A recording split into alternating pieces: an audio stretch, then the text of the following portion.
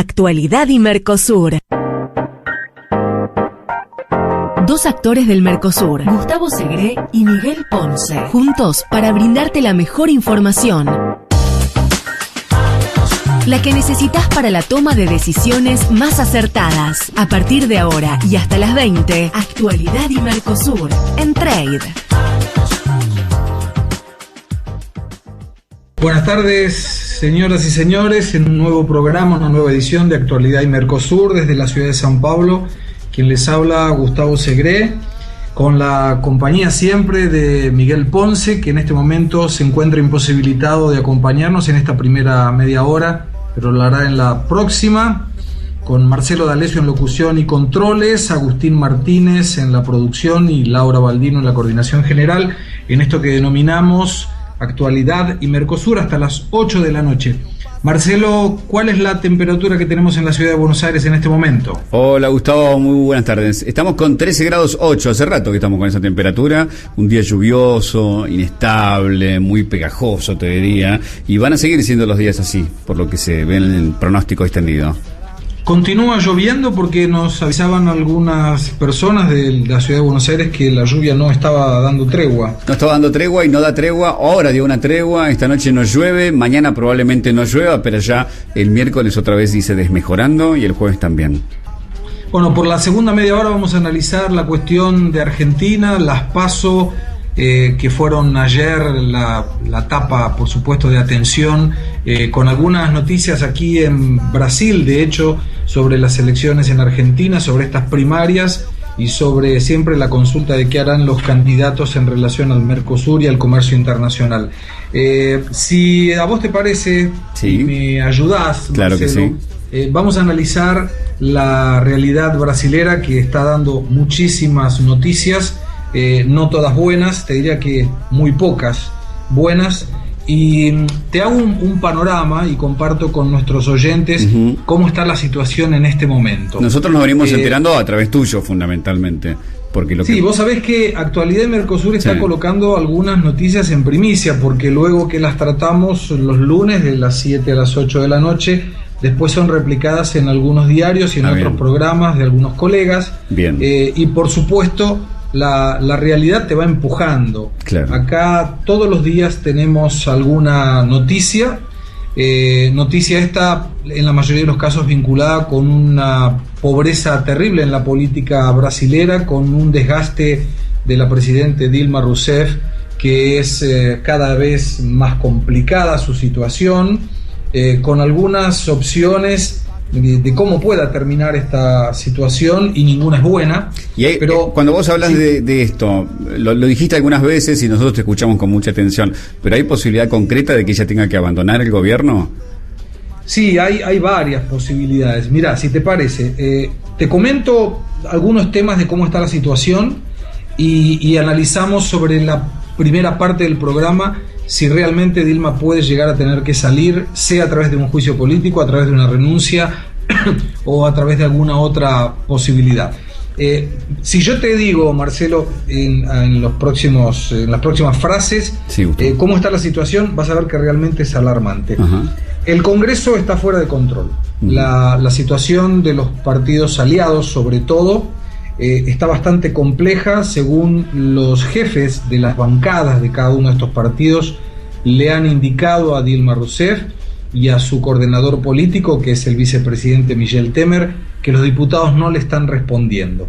Esto, traduciéndolo, significaría que cuando un partido baja línea a sus diputados y le dice: mirá, en este proyecto vamos a acompañar al Ejecutivo, los diputados y senadores de estos partidos aliados ya no responden más a sus lideranzas. Entonces cada uno está votando en función de lo que estima mejor para su región o para su partido. Y esto le quita un apoyo fundamental a Dilma Rousseff en los ajustes que mandó al Congreso, y sobre todo en la no aprobación de medidas de reducción de gastos y en una triste aprobación de medidas que aumentan el gasto. Fíjate vos qué compleja es la situación, que el propio Congreso, en vez de aprobarle las medidas de reducción, le aprueba medidas que aumentan el gasto. O sea, le está jugando en contra, a pesar de ser de la base aliada. Dilma está negociando reducir ministerios, tiene 39 ministerios, entre secretarías con rango ministerial y ministerios, algunos de ellos que se pisan los pies porque tienen hasta nombres parecidos. Y esto, claro, ¿por qué se dio de esta forma? Porque tiene que agradar a estos partidos aliados que, en cambio de un ministerio o de una secretaría con rango ministerial que tiene presupuesto y que le da la posibilidad a estos partidos de contratar gente de su confianza, claro, le aprueban los proyectos. Hay dos partidos minoritarios que ya abandonaron la base aliada, o sea, que no hacen más parte de este grupo de partidos que responde al Partido de los Trabajadores, y Dilma tendrá que seguir reduciendo sus gastos. Al hacer reducción de ministerios, naturalmente le tendrá que quitar estos ministerios a los partidos que componen la base, y es claro que estos partidos le van a reducir el apoyo. O sea, se está complicando más dentro de lo que sería el propio Congreso. En el día de hoy le dio más poderes al presidente del Senado, Renan Calheiros, que es de la base aliada también del Partido Movimiento Democrático Brasilero, a quien también pertenece el vicepresidente Michel Temer, pero que fue quien la semana pasada le aprobó un aumento en el gasto público. O sea, puede estar dándole la llave para el que le cuide el gallinero a un lobo. Y esto solo se dará cuenta si Renan Calheiros le retira de hecho el apoyo, no implícito, pero sí aprobándole cosas que no debería. La tasa Selic se manifiesta en el 14.25%, esto fue un aumento de hace 2 semanas atrás, en este momento es la mayor en los últimos 6 años. El dólar está en la cotización nominal más alta desde 2003, y es importante, Marcelo y nuestra audiencia, que hagamos esta aclaración de valor nominal, porque en aquel momento, allá por marzo del 2003, y acusando la mayor cotización el 22 de octubre del 2002, cuando el dólar llegó a 3.96 reales por unidad, claro que desde esa época hasta esta época hubo inflación en el periodo. Entonces, si yo tomo el valor más alto, 3.96, el 22 de octubre del 2002, y le agrego la inflación del periodo, por ejemplo, en función del índice general de precios de mercado, que se llama IGPM, aquí es muy conocido, el dólar debería estar hoy a 9 reales con 67 centavos. Entonces, claro, es ilógico tomar el punto más alto y comparar, porque podríamos tener otros parámetros, pero cuando alguien, tanto en Argentina como en Brasil, dice, bueno, el dólar tiene la mayor cotización desde marzo del 2003, lo está tomando valores nominales. En aquel momento era 3.50 y hoy también es 3.50, pero no considera el impacto inflacionario en ese caso. Claro. Hay una cuestión muy importante que es la baja aprobación de Dilma Rousseff. En este momento tiene el 8% de aprobación. ¿Y por qué se dio esto? Y lo mencionábamos en algunos programas atrás.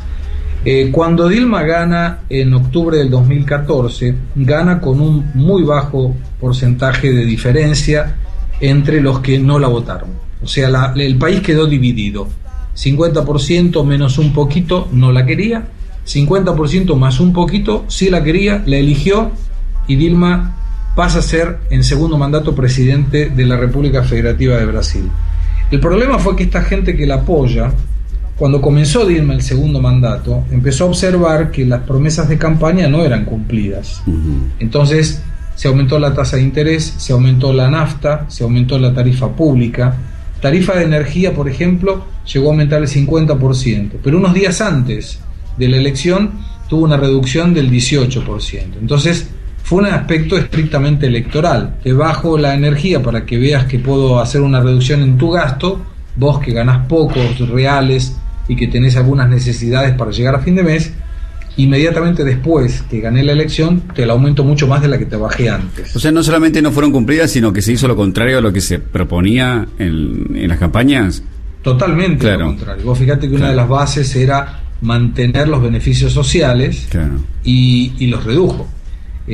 Algunos de los beneficios que sacó, por ejemplo, antes yo trabajaba 6 meses en Brasil, y cuando al 7º mes la empresa me echaba, yo tenía acceso a un sueldo de desempleo.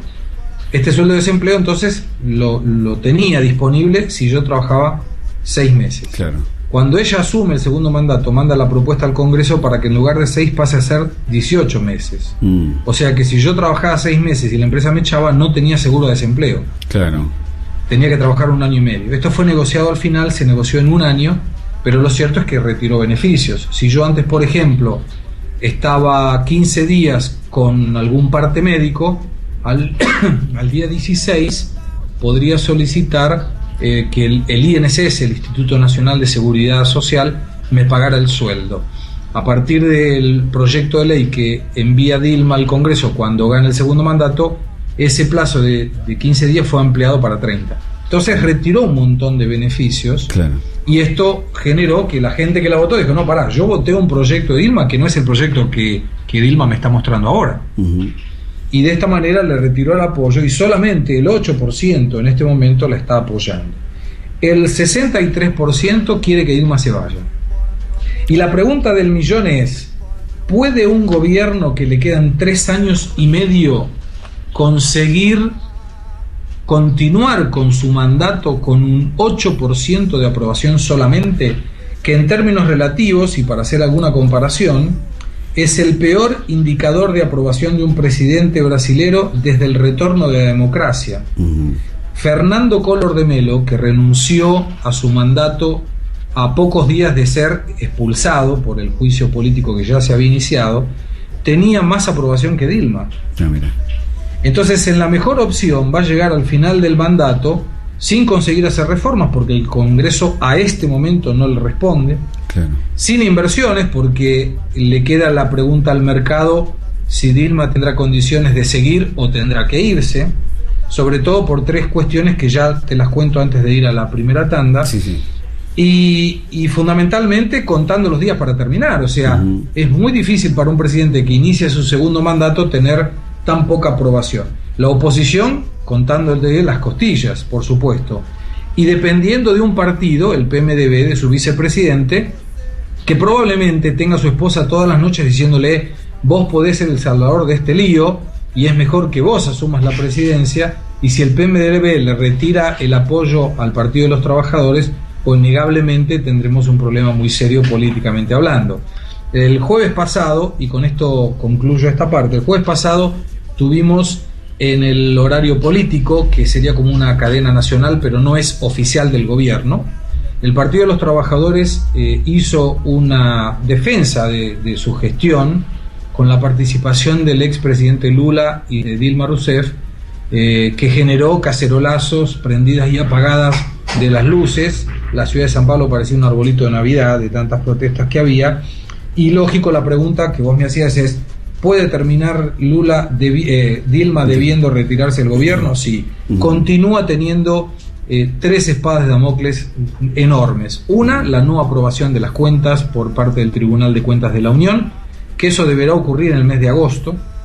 Si el tribunal, como lo hablábamos la semana pasada, no le aprueba las cuentas, el Congreso muy probablemente tampoco lo haría. Sería como si una empresa tiene un dictamen de auditoría negativo y los accionistas aún así aprueban el balance. Esto no es común. Y si por este motivo el Congreso le reprueba las cuentas, Dilma estaría infringiendo la ley de responsabilidad fiscal, entraría una ley de improbidad administrativa y estaría suspendida del cargo en tanto dure la investigación, que sería por 6 meses. En este caso asumiría el vicepresidente Michel Temer. Si el Tribunal de Superior Electoral vislumbra que el dinero que se utilizó para la campaña fue de recursos ilegales, por lo pronto de Petrobras, en este caso Dilma y Temer deberían dejar el cargo y ahí asumiría provisionalmente el presidente de diputados, que es el tercero en la línea de sucesión, Eduardo Cunha, un desafecto de Dilma, y debería llamar a elecciones en un plazo de 90 días por tener el mandato de Dilma una utilización menor que 2 años. O sea, hasta 2 años ocurre esto. Después de 2 años, en el segundo 2 años de los 4 del mandato, el Congreso dirigiría quién sería el próximo presidente interino. Pero se agrega uno más, que no lo hablamos la semana pasada, y que es la posibilidad que se compruebe que hubo extorsión por parte del Partido de los Trabajadores para que las empresas aportaran dinero a la campaña. Y en ese caso también los dos, tanto Dilma como Temer, deberían alejarse del mandato. Así que claro, la situación política está difícil, muy compleja, muy compleja. ¿Se parece en algo, Gustavo, a la Argentina de 2001? ¿Hay puntos en común? Hay muchos puntos en común. La gran diferencia a favor de Brasil, y espero que esto no se repita, es la crisis social. Claro. Recordemos que en el 2001, me acuerdo claramente, mi hermano Germán Segrey, socio de Center Group, estaba en Argentina en diciembre del 2001, donde llegaron a haber inclusive muertos. Claro, exacto. Entonces, esto no ocurre acá, a pesar de que el día 16 de agosto, el próximo domingo, hay una manifestación popular que entendemos será multitudinaria en 100 capitales, 100 ciudades brasileñas por lo menos, pero la gran diferencia es esa. No hay una crisis social de momento y esperamos que no llegue. Claro. Marcelo, si te parece, hacemos el primer corte y regresamos para analizar políticamente y económicamente cómo está Brasil. Brasil, coloque un pie sin meter la pata.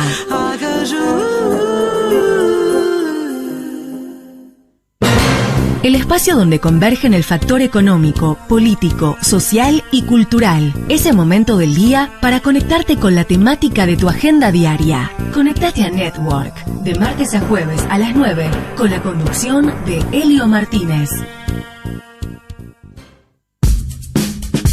Lo que sucede en el mundo de los negocios, la política y la economía desde un enfoque diferente. Todo aquello que no encontrás en los diarios y tenés en la voz de sus protagonistas. Claudio Celano Gómez y Ariel Ferrentino hacen Info 3D. La información en otra dimensión. Todos los viernes a las 9 en la mañana de Trade. Integrate a Miguel Ponce. Los jueves de 16 a 17 te espera con el mejor análisis de la economía y el comercio, integrados en Trade. Bueno, Marcelo, contanos qué es lo que estábamos escuchando. Estábamos escuchando Banda Eva, Pra Avalar, ¿así se dice? Pra Avalar, sí, muy bien. Bueno, por la cuestión de la cantidad de noticias que tenemos, no haremos comentarios culturales ni musicales hoy. No tenemos tiempo. Nos había quedado una cuestión cuando hablábamos antes del programa, Marcelo, que era sobre Dirceu, ¿no? El ex ministro. Y prometiste hablar de eso. Yo me pensaba y te quería preguntar qué cambió desde su detención en el Mensalao hasta ahora. Vos sabés que es la primera vez que se pone preso a alguien que ya estaba preso. Ah, mira, qué curioso. Y eso es una locura judicial, ¿no? Porque si el hombre ya estaba preso, claro que estaba preso en régimen domiciliar, y no es lo mismo estar en régimen domiciliar que, imagino, en una cárcel. O sea, tengo seguridad, en una cárcel por supuesto debe ser mucho peor. Pero este señor, exministro, hombre fuerte del primer gobierno de Lula, José Dirceu, estaba con sentencia de 10 años y 10 meses de prisión, pasó 2 años preso, estuvo en una parte en régimen semiabierto, o sea, él podía dormir en la prisión pero salir a trabajar, y vuelve a ser preso nuevamente ahora en la 17ª etapa de Lavallato, el caso de Petrobras. ¿Y por qué es diferente del Mensalão, que fue el caso anterior? Porque en aquel caso se lo sentencia porque en teoría él fue el mentor, quien organizó toda la circunstancia de robar para la corona, de robar para el Partido de los Trabajadores. En este caso en particular hay muchas pruebas que Dirceu se benefició con el caso del Petrolão, y se complicó en esta semana por 2 motivos. Primero, el hermano de José Dirceu, socio de su empresa JD Consultoría, que también está preso, dijo en declaración judicial que recibió 30.000 reales por mes de uno de los acusados del Petrolão. Y esta cuestión de recibir 30.000 reales por mes sin haber preguntado el origen, porque lo dijo claramente, a mí me daban 30.000 reales por mes, era para José Dirceu porque estaba preso, para pagar unas cuentas, pero yo nunca pregunté de dónde venía. Bueno, el dinero venía del escándalo de Petrobras. Y un señor que se llama Santos, que es ex socio de Dirceu y asesor de Dirceu en este momento, también en declaración judicial afirmó que compró una casa donde hoy vive la madre de José Dirceu y la colocó a nombre de su empresa, de la empresa de Santos, a pedido del ex ministro. Y esto es ocultamiento de patrimonio. Entonces también es crimen, lo cual lo coloca Dirceu en una situación muy crítica. Claro que se especula que Dirceu jamás abriría la boca para delatar a nadie, y en particular al expresidente Lula da Silva. Pero lo cierto es que en la reunión de la semana pasada el Partido de los Trabajadores le retiró el apoyo. En el momento del mensalón declaró que los apoyaba, que estaba moralmente con los compañeros y qué sé yo, y en este caso se reunieron y dijeron no nos vamos a manifestar.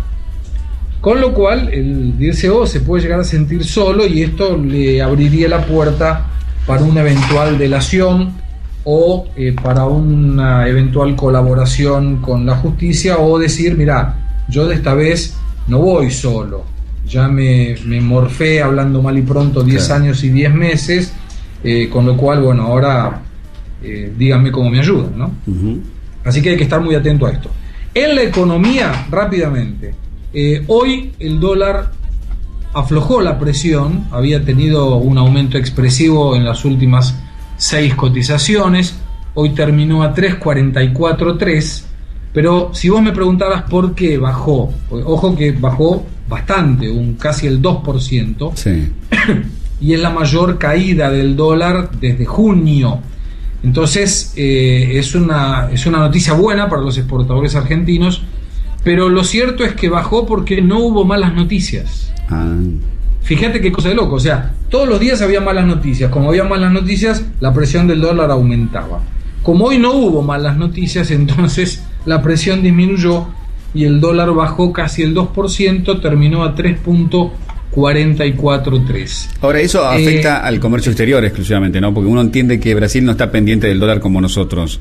No, Marcelo, a nadie le interesa la cotización del dólar, claro, salvo que vos seas importador, exportador, que tengas deudas con el exterior o que te deban desde el exterior. Entiendo, claro. El brasilero medio no ahorra en dólares, no le interesa el dólar, y si vos le preguntás a la gente en la calle cuánto está el dólar, la mayoría no te va a saber decir. Me acuerdo de un programa de televisión argentino que iba allá para mostrar esto, y le preguntaban a una inmobiliaria cuánto salía una propiedad, le decían tantos reales, y le decían, ¿y en dólares?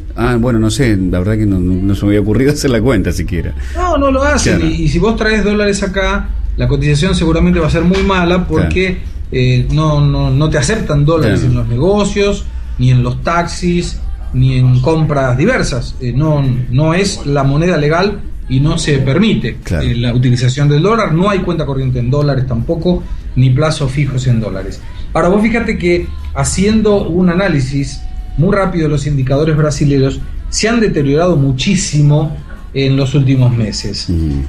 Vos fíjate que Brasil puede perder el grado de buen pagador. Las clasificadoras de riesgo ya lo han colocado en el límite de lo que es grado de inversión para arriba, o perdiste el grado de inversión, sos grado especulativo para abajo. Esto lo analizamos con Miguel claramente el programa pasado. Brasil está con un problema muy serio para justificar su superávit fiscal, o sea, no está consiguiendo superávit fiscal. Lo analizábamos muy rápidamente.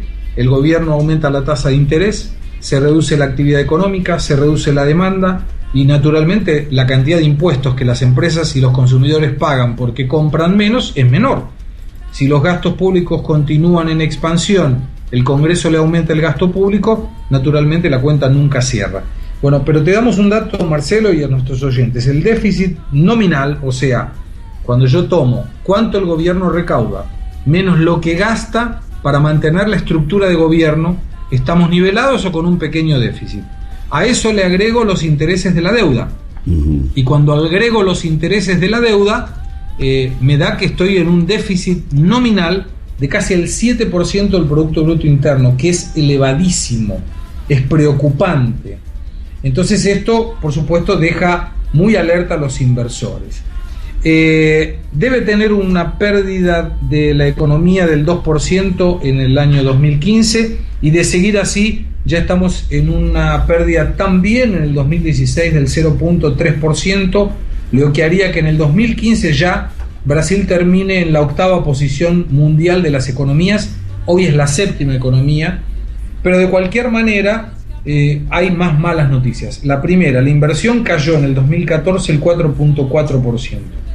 En el 2015 debe caer el 13%.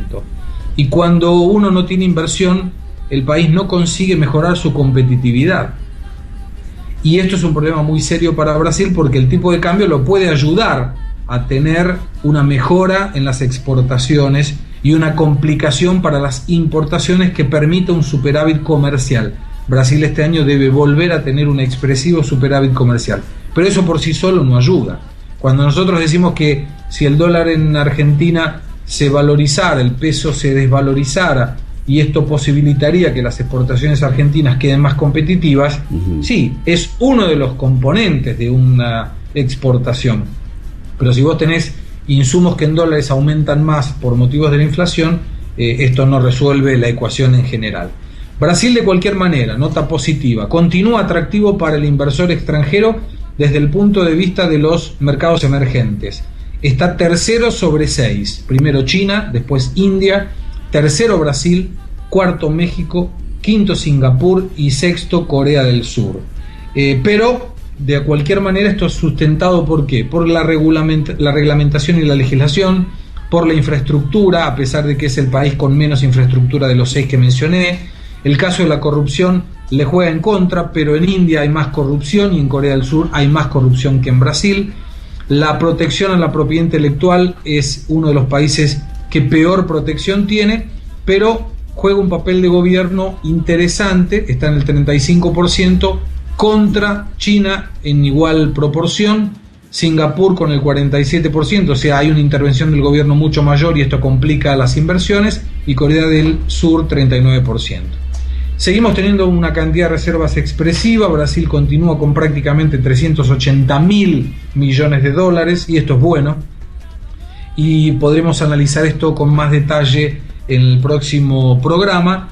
Y una noticia para concluir este análisis, que no es de las mejores, sobre todo por el impacto que esto tiene en Argentina. La venta de autos en julio fue la peor en 8 años. Claro. Y esto por supuesto va a impactar en una demanda de autos menor desde Argentina, claro, lo cual va a complicar más aún la balanza comercial entre los dos países. Esta desazón que vos describís de la macroeconomía, el brasilero común en la calle, vos notás que la vive así también, ¿no?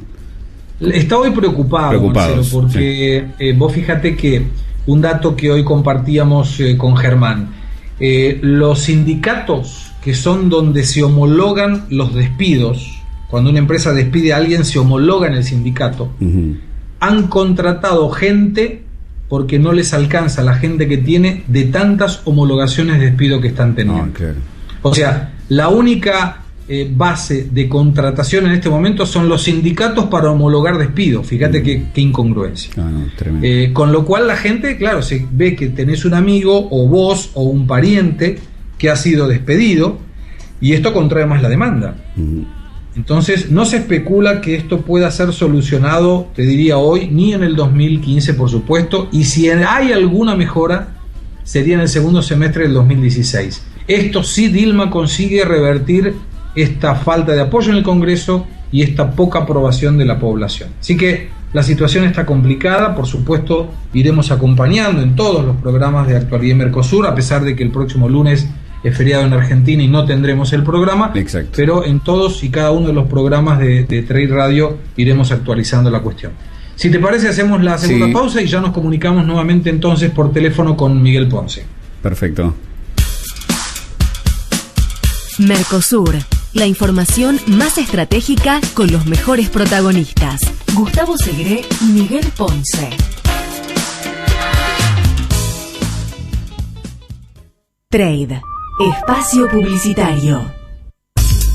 Originalmente era un sitio para estudiantes de la Universidad de Harvard, pero se abrió a cualquier persona con una cuenta de correo electrónico. En enero de 2013 ya contaba con más de 1.200 millones de usuarios. Hoy, nosotros somos uno de ellos. Conectate. Facebook/Trade Radio FM. Trade, tu otra agenda. Su negocio necesita moverse. Nosotros lo conectamos al mundo. APM Terminals, una terminal al servicio de sus clientes. www.apmterminals.com. Medlog, una una empresa del grupo MSC que ofrece un servicio de logística integral puerta a puerta, de la fábrica al consumidor, desde cualquier origen hasta cualquier destino final en todo el mundo, acompañando su producto a lo largo de toda la cadena logística. Consorcio de Gestión del Puerto de Quequén. Forjamos nuestra historia junto a la cadena agroexportadora. Día a día asumimos el compromiso de brindar mayor calidad y eficiencia al sistema portuario internacional. Puerto Quequén, profundamente operativo. Fin espacio publicitario. Qué lindo escuchar a Dorival Caymmi, Samba da Mia Terra. Y suena en función del chocundún, pensé que era... Donald. Donald sí. podría haber sido tranquilamente. Creo que lo tenemos a nuestro gran amigo y coequiper Miguel bien? Ponce del otro lado de la línea. Buenas noches, Miguel. Muy buenas noches, Gustavo, y sirva esto, que no ha sido, diríamos, un deseo mío, vos sabés, yo siempre quiero estar ahí en estudios, pero sirva esto como una gimnasia de lo que va a ser el próximo lunes. No estoy presente allí porque precisamente estoy en rectorado de la Universidad de Buenos Aires, ya que la Universidad de Buenos Aires me ha elegido para presidir la delegación de Argentina en la conferencia de ciencias más importante del mundo, que se va a realizar en Jerusalén la próxima semana, así que el lunes que viene, con horarios diferidos, diríamos, para mí, pero en este horario vamos a estar saliendo simultáneamente por primera vez desde San Pablo y desde Jerusalén. Y haremos. Pero no vamos a estar, Miguel, porque es feriado. No, ¿qué pasa? Sí. ¿Feriado de qué? Uy, tenés razón. Es el 17 de agosto. 17 de agosto. Uy, Claro. yo que quería hacerlo trabajar a los muchachos. No vas a encontrar. Muy bien, bueno, una lástima. Bueno, lo concreto, les cuento entonces, realizo la conferencia científica más importante la próxima semana, todas las primeras universidades del mundo, allí en Jerusalén, y participan por primera vez en la historia 16 premios Nobel como mínimo.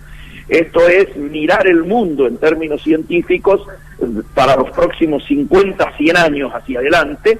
Y bueno, van a participar investigadores de las universidades más prestigiosas del mundo. De la Universidad de Buenos Aires van 4, yo voy encabezando la delegación, y 3 de la Universidad Austral, o sea, llevan la principal universidad pública de Argentina y la que ellos han elegido como una universidad privada representativa y de nivel, ¿no? Así que bueno, felicitaciones. Muchísimas gracias, y es un gran honor y me siento realmente muy gratificado por esta circunstancia. Pero esta es una semana caliente, Gustavo, no te lo voy a negar, así como vos ya has desarrollado seguramente con la sapiencia de siempre el cuadro de situación en Brasil. Hoy es el día después, hoy vivimos en Argentina el día después, y todo lo que venimos hablando en relación, que lo tocamos inclusive en el último programa, en relación a lo que podía ocurrir, bueno, yo diría que ha salido por primera vez en términos de lo que son las encuestas, han rectificado esa mala imagen que habían dejado en las elecciones anteriores, particularmente la de la capital federal, ¿te acordás?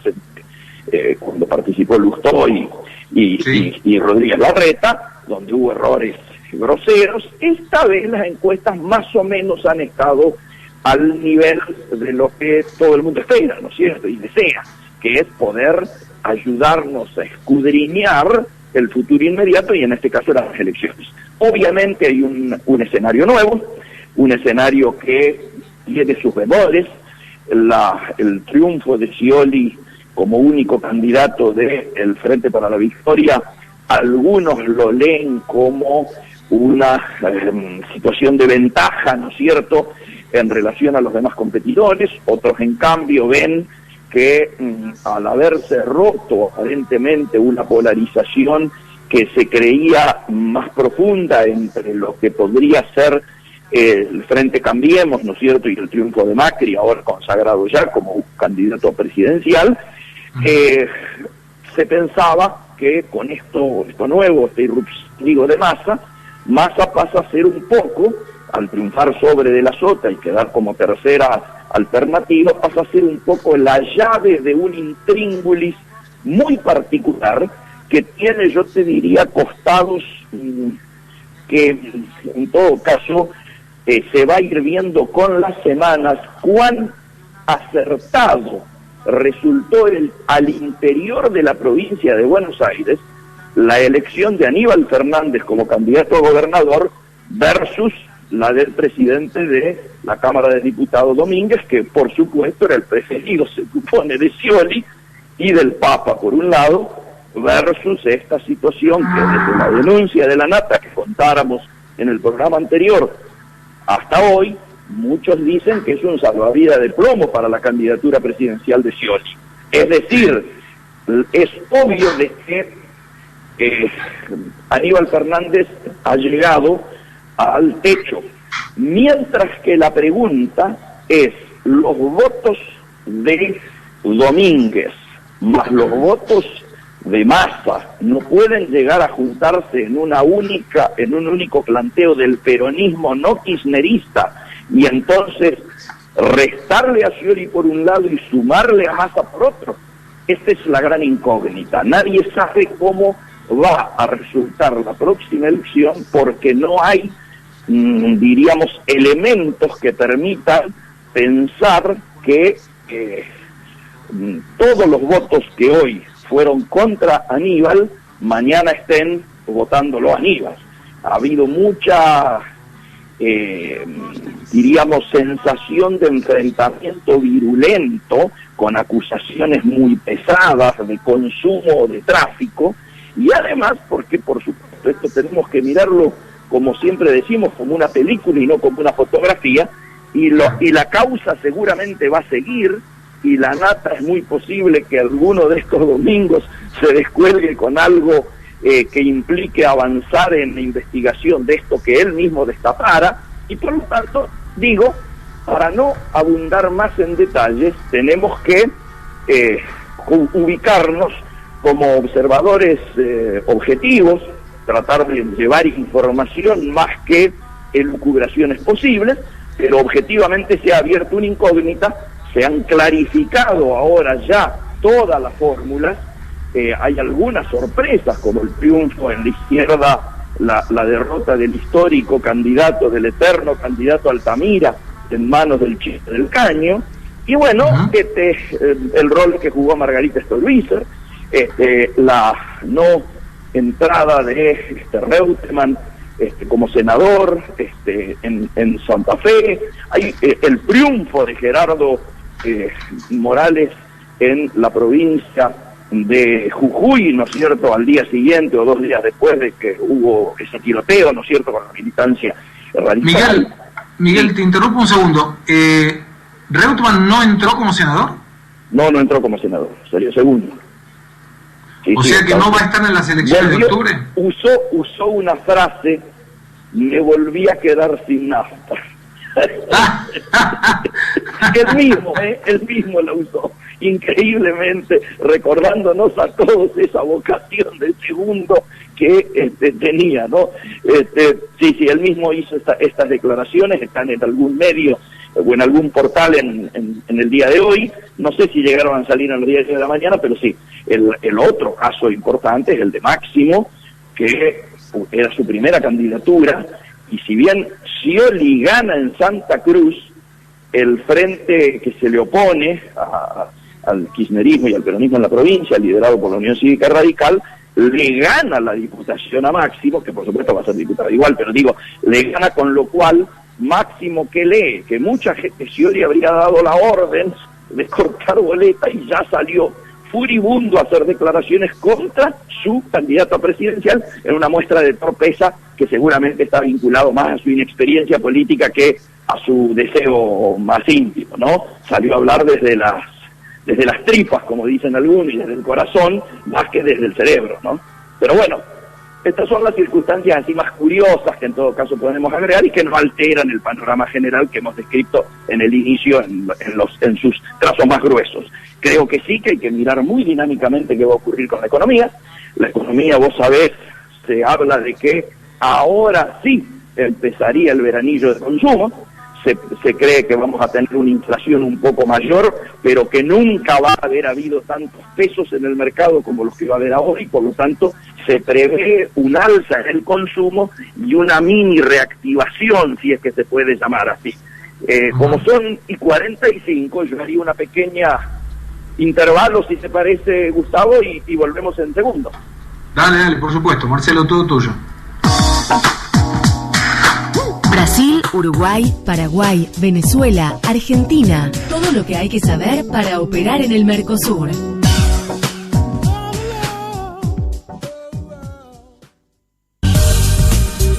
Somos lo que fuimos. Un intento por comprender la Argentina, con la conducción de Rosario Lufrano, premiado con el oro como mejor documental histórico en el New York Festivals. Todos los viernes a las 16 por Trade. Estás donde elegís estar. Escribinos oyentes@trade-radio.fm. Trade, tu otra agenda.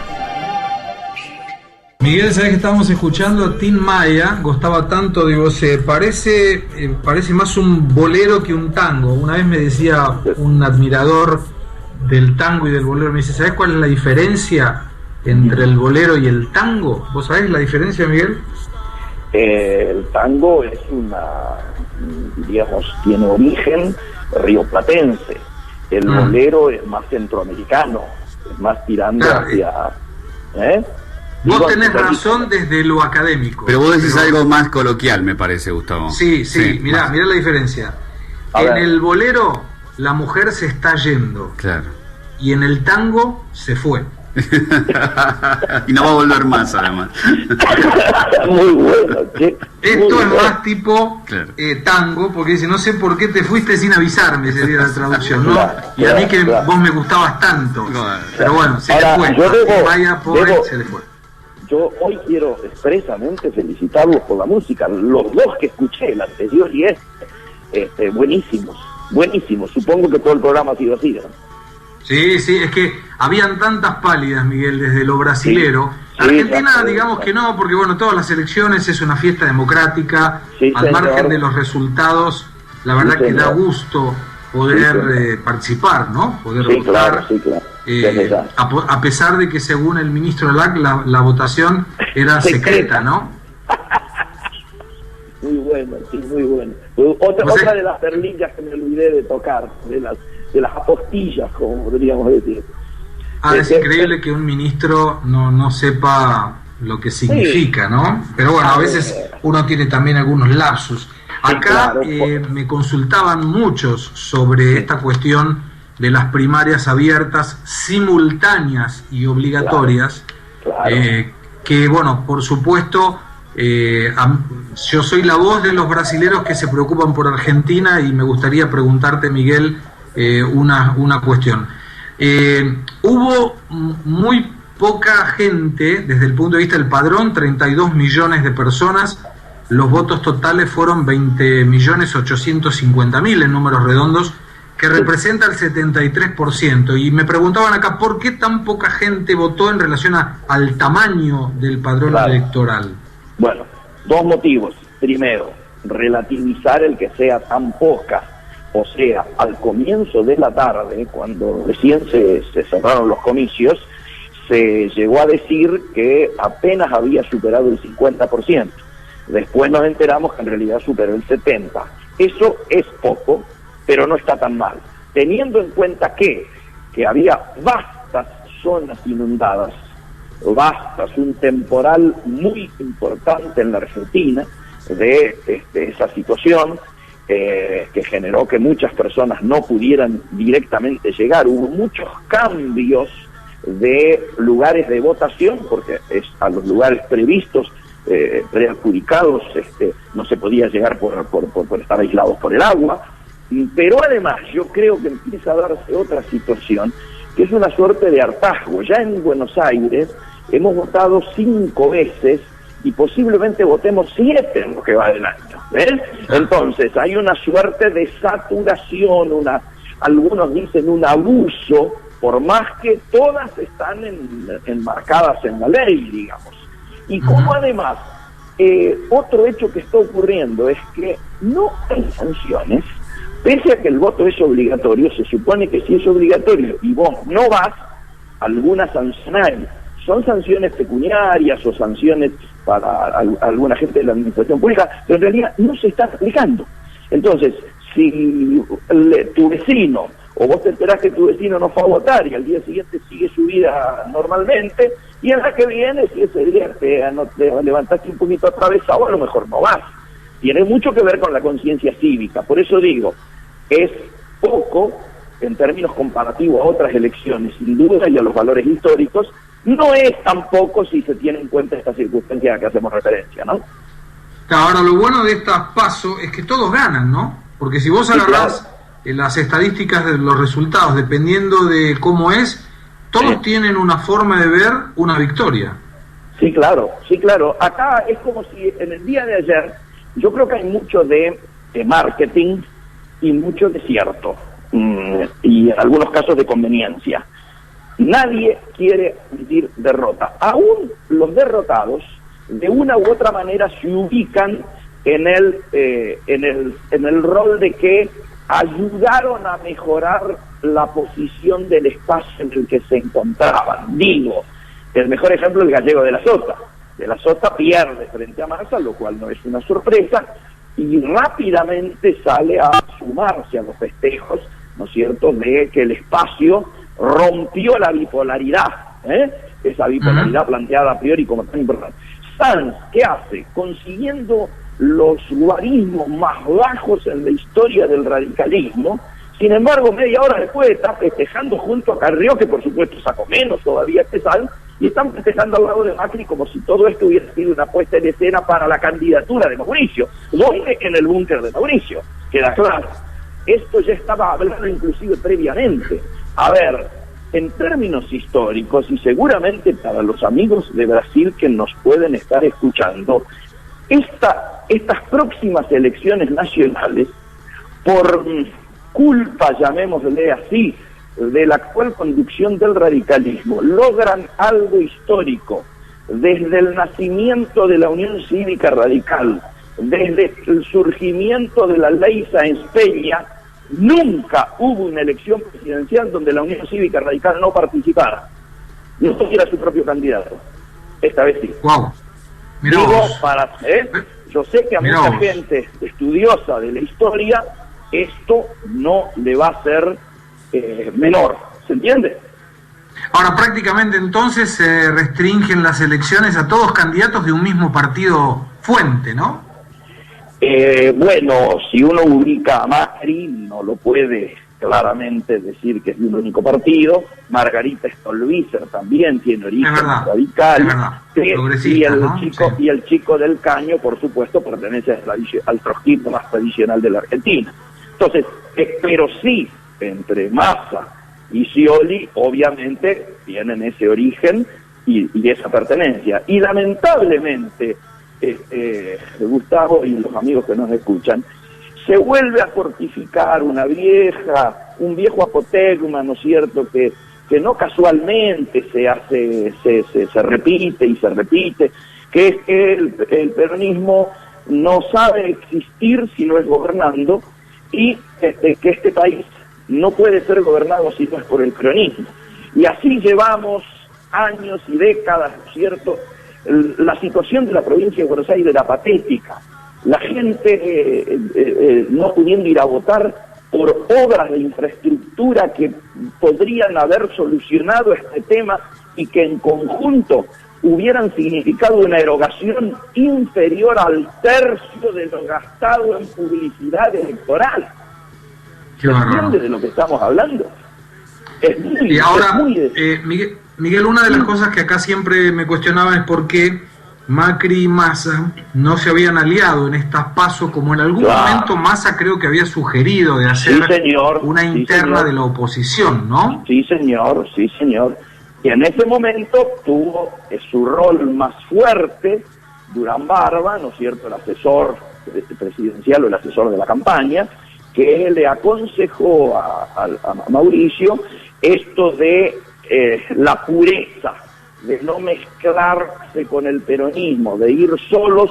Total, la gente después nos va a elegir a nosotros sin necesidad que acordemos con él. Me dicen que en las últimas horas, esto que algunos denominan el círculo rojo, estaría presionando muy fuertemente tanto a Macri como a Massa para que ahora planteen un acuerdo posible o un programa posible. ¿Por qué? Porque ahora hay una circunstancia que es más favorable al acuerdo, que es que la elección de Vidal, ¿no es cierto?, en la provincia de Buenos Aires ha sido muy buena, y si bien ha sido buena la elección del ex gobernador Felipe Solá, no puede competir con el guarismo de alguien que ha salido primero en términos individuales votado en la provincia de Buenos Aires, y el surgimiento como nueva figura política en la provincia de María Eugenia Vidal es un dato que insoslayable en este momento. Es una de las grandes triunfadoras del día de ayer. Que si por un motivo Massa se hubiera asociado políticamente a Macri, probablemente María Eugenia Guzmán no habría sido la candidata natural de esa unión, por supuesto, ¿no? Que no, y es muy posible que el propio Macri hubiera aceptado que hubiera sido Felipe, o hubiera sido una fórmula mixta. Toda posibilidad, ¿no es cierto?, está abierta en aras de algún tipo de acuerdo. Creo que algunos dicen que si esta presión que hablamos del círculo rojo se sigue acentuando, el que tendría que hacerse ahora el estrecho es Massa. Porque Massa especula, y esto atenta contra la posibilidad de este acuerdo que vos y yo y tanta gente está viendo. Atenta el hecho de lo de Domínguez, que te decía, que muchos creen que el votante a Domínguez es un votante peronista tradicional que no acepta el tema del kirchnerismo, y como Scioli se ha, llamémosle así, kirchnerizado demasiado, el acompañamiento de Zanini, pero sobre todo la candidatura a gobernador de Aníbal Fernández, podría dar sustento a esta esperanza que tiene Massa de que muchos votos del peronismo tradicional vuelvan con él. Increíble. Si te parece, Miguel, no sé si querés agregar algo más. A mí me gustaría compartir con vos y con nuestros oyentes una noticia de último momento de aquí de Brasil. Por favor, por supuesto que sí, adelante. El presidente del Senado, Renan Calheiros, le presenta al gobierno una agenda anticrisis. Renan Calheiros se reunió con ministros en su residencia oficial y divulgó hace instantes un paquete anticrisis del Congreso. La agenda prevé la votación de 27 propuestas legislativas divididas en 3 grandes bloques. Uno sería mejoría del ambiente de negocios, otro equilibrio fiscal y el tercero protección social. Y se encontró con ministros del área económica, Joaquín Levy de Hacienda, Ministerio de Economía, Nelson Barbosa de Planeamiento y Eduardo Braga de Minas y Energía, junto con Edinho Silva de Comunicación Social, que está acusado en la Petrobras también. Claro. Lo interesante de esto es que de alguna manera Dilma está resignando su poder.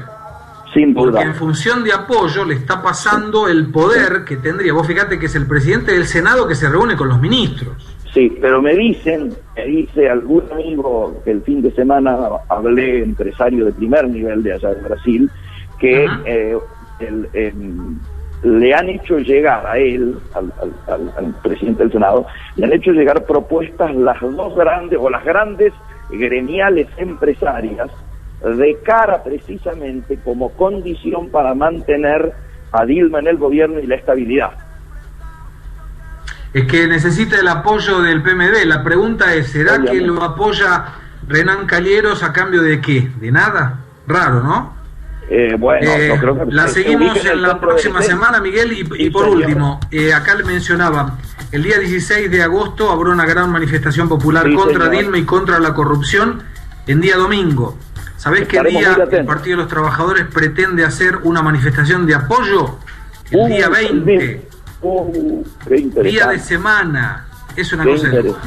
Qué interesante. En fin, qué interesante. Bueno, Miguel, espero que te deseamos muy buen viaje. Muchas Estaremos gracias. muy bien representados, por supuesto.